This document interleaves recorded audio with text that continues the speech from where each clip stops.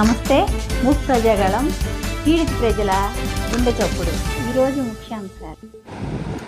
రాజకీయాల్లో అవినీతిని చూశాం, కానీ అవినీతి అక్రమాలు చేయడానికి రాజకీయ పార్టీ పెట్టిన వ్యక్తి జగన్మోహన్ రెడ్డి అని నేటి సీఎం నారా చంద్రబాబు నాయుడు విమర్శించారు. ఈరోజు రాజకీయాల్లో అవినీతి చూస్తుంటాం, కానీ అవినీతి అక్రమాల కోసమే రాజకీయానికి వచ్చినవాడు. ఇది ఒక పెద్ద ప్లానింగ్ అధ్యక్ష. 45 ఏళ్ళైంది మా పార్టీ. ఇంతవరకు మాకు పేపర్ లేదు, టీవీ లేదు.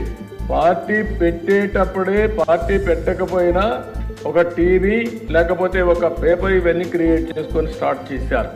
ఇంకొక పక్కన అధ్యక్ష, ఎక్కడ చూసినా పెద్ద ఎత్తున అవినీతి కొత్త నిర్వచనాలు చేసుకొచ్చే పరిస్థితికి వచ్చారు.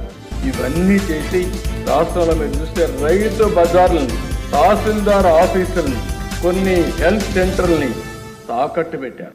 ఇంకో పక్క మద్యం నిషేధిస్తామని చెప్పి 5 ఏళ్ళలో చేసేస్తున్నామని చెప్పి మద్యం పైన వచ్చే ఆదాయాన్ని 25 సంవత్సరాలు తాకట్టు పెట్టి దాంట్లో డబ్బులు తీసుకొచ్చే పరిస్థితికి వచ్చారు. 25,000 కోట్లు తీసుకొచ్చే పరిస్థితికి వచ్చారు.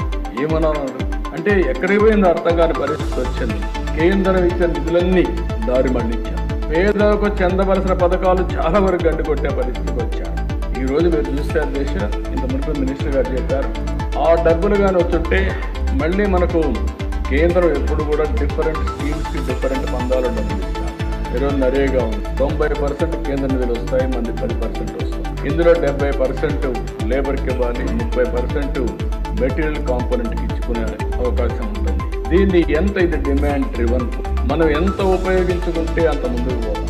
ఈ కార్యక్రమాన్ని ఉపయోగించుకుని గత ప్రభుత్వంలో లోకేష్ గారు పంచాయతీ మినిస్టర్గా ఉంటే 24,000 కిలోమీటర్లు సిమెంట్ రోడ్లు వేయగలిగారు. 5 సంవత్సరాలు ఏం చేశారు? ఎక్కడికి పోయినా ఈ డబ్బులు, ఏమైపోయినా ఈ డబ్బులు అడుగుతున్నాను సమాధానం చెప్పి. ఇప్పుడు అదే పవన్ కళ్యాణ్ గారు వచ్చిన తర్వాత 4,500 కోట్ల రూపాయలతో 30,000 పనులు సంక్రాంతికి పూర్తి చేస్తామని చెప్పే పరిస్థితికి వచ్చారంటే అది నాటికి నేటికి వ్యత్యాసం అని చెప్పి కూడా నేను మీకు తెలియజేస్తున్నా.